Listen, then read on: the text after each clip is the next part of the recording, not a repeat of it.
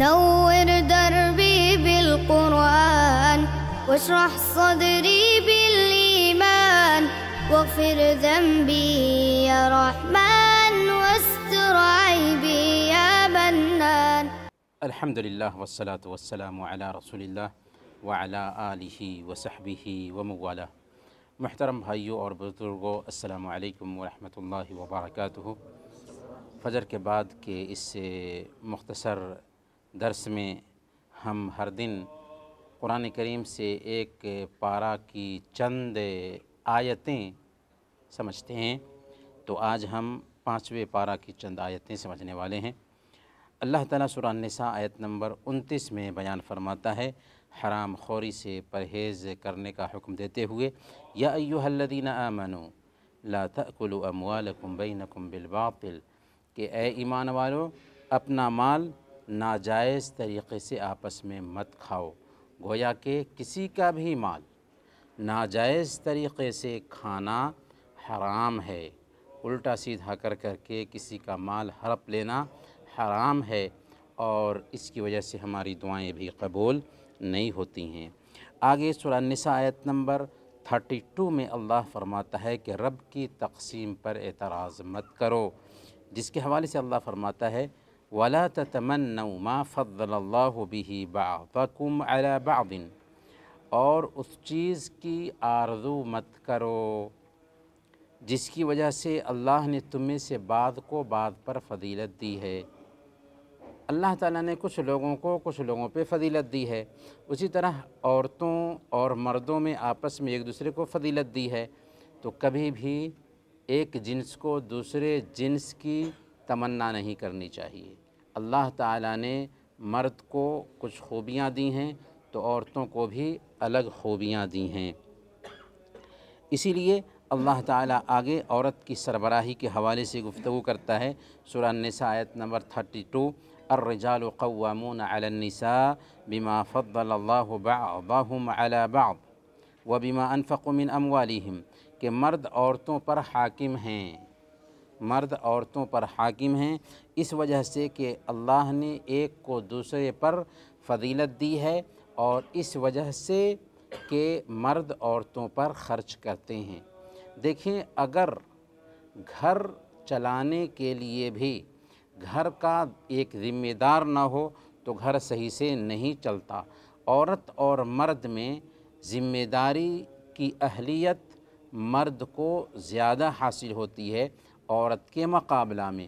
اسی لیے گھر کا ذمہ دار مرد ہی ہونا چاہیے، اور یہی اسلام کی فطری تعلیم ہے.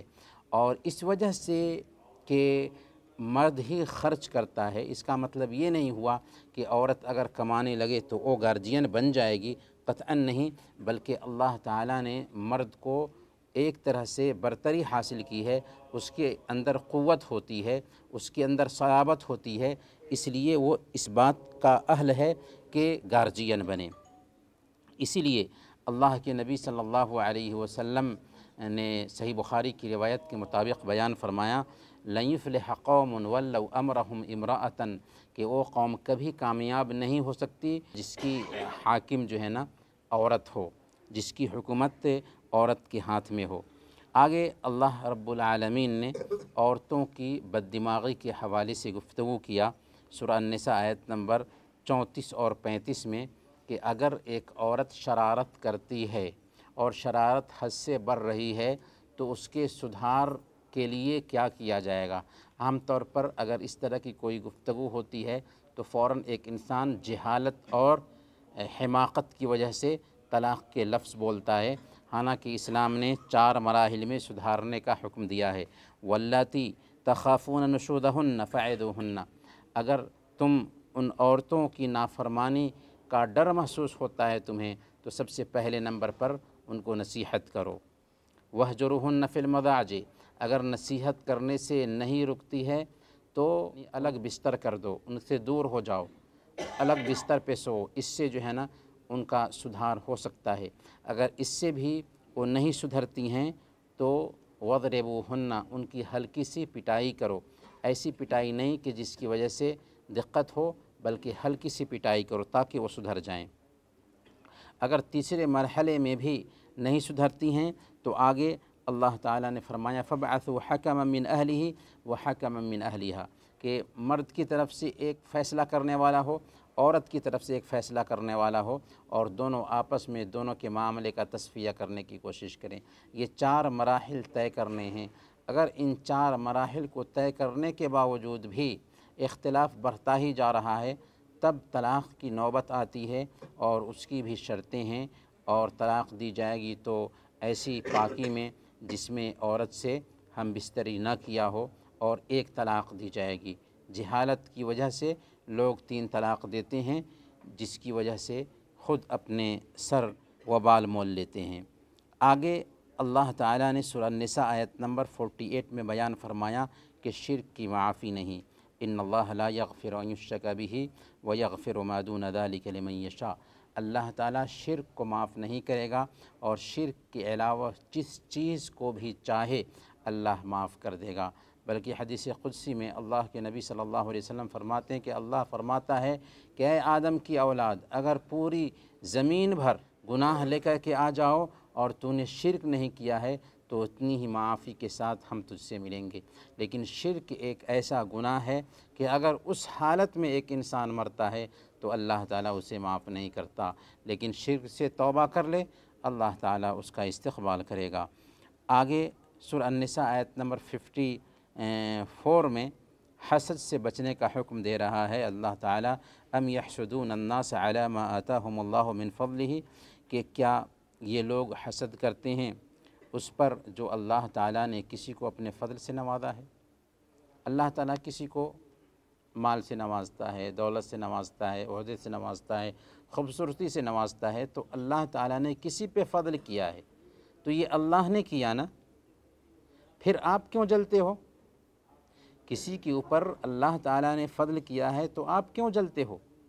اسی لیے ایک شاعر کہتا ہے قسمت کیا ہر چیز کو قسام ازل نے، جو شخص کے جس چیز کے قابل نظر آیا۔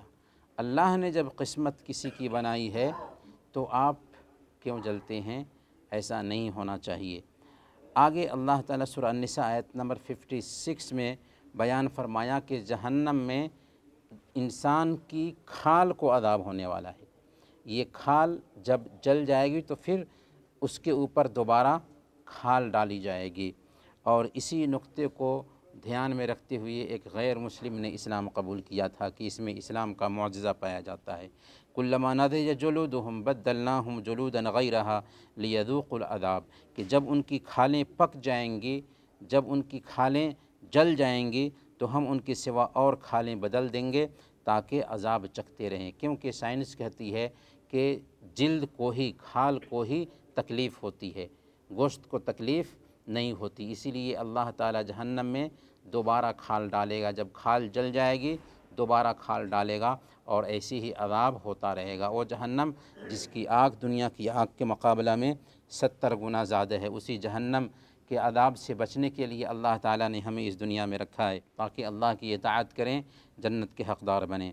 اللہ اور اس کے رسول کی اطاعت کا حکم اللہ تعالیٰ نے سورہ النساء آیت نمبر 59 میں بیان فرمایا کہ اے ایمان والو، اللہ کی اطاعت کرو، اس کے رسول کی اطاعت کرو، اور اولو الامر جو تم میں سے اختیار والے ہیں ان کی اطاعت کرو۔ لیکن اختلاف ہو جائے تو اولو الامر کی، عالم کی، اختیار والوں کی بات نہیں ماننا ہے، بلکہ اللہ اور اس کے رسول کی طرف اپنے معاملہ کو لوٹا دو۔ آگے اللہ تعالیٰ فرماتا ہے سورہ النساء آیت نمبر 65 میں فَلَا وَرَبِّكَ لَا يُؤْمِنُونَ حَتَّى يُحَكِّمُوكَ فِي مَا شَجَرَ بَيْنَهُمْ ثُمَّ لَا يَجِدُوا فِي أَنفُسِهِمْ حَرَجًا مِّمَّا قَضَيْتَ وَيُسَلِّمُوا تَسْلِيمًا۔ تیرے رب کی قسم، وہ ایمان والے ہو ہی نہیں سکتے جب تک کہ وہ آپس کے معاملات میں آپ کو حکم نہ بنا لیں اور آپ جو فیصلہ کر دے اس کو بصر و چشم قبول نہ کر لیں۔ تو یہ ہے ایمان کا تقاضا کہ اللہ کے نبی صلی اللہ علیہ وسلم کا فیصلہ آ جائے، اللہ کے نبی صلی اللہ علیہ وسلم کی بات آ جائے، اللہ کے نبی صلی اللہ علیہ وسلم کی حدیث آ جائے، تو وہاں کسی کی بات کا کوئی اعتبار نہیں ہونا چاہیے۔ بلکہ اللہ تعالیٰ نے سورہ النساء آیت نمبر 115 میں بیان فرمایا وَمَن يُشَاقِقِ الرَّسُولَ مِن بَعْدِ مَا تَبَيَّنَ لَهُ الْهُدَى وَيَتَّبِعْ غَيْرَ سَبِيلِ الْمُؤْمِنِينَ نُوَلِّهِ مَا تَوَلَّى وَنُصْلِهِ جَهَنَّمَ وَسَاءَتْ مَصِيرًا، کہ جو شخص ہدایت کے وعدے ہونے کے باوجود نبی صلی اللہ علیہ وسلم کی مخالفت کرتا ہے اور مومنوں کے طریقہ سے منہ موڑتا ہے تو ہم اس کو اسی کے راستے پہ ڈال دیتے ہیں اور مرنے کے بعد جہنم میں ڈالیں گے۔ اس لیے ہمیں چاہیے کہ ہم اللہ کے نبی صلی اللہ علیہ وسلم کے فیصلہ کو آخری فیصلہ سمجھیں۔ بمصطفیٰ برسا خیش کہ دیں ہما اوست کہ بؤ نہ رسیدی تمام بولہبی است۔ اللہ کے نبی صلی اللہ علیہ وسلم کی اطاعت نہیں تو کچھ بھی نہیں۔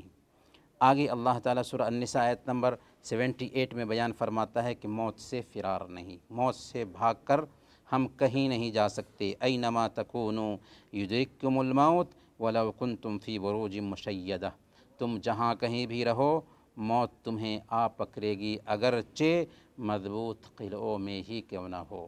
اس لیے موت سے بھاگنا نہیں ہے بلکہ موت کو یاد کرنا ہے اور موت کی تیاری کرنی ہے۔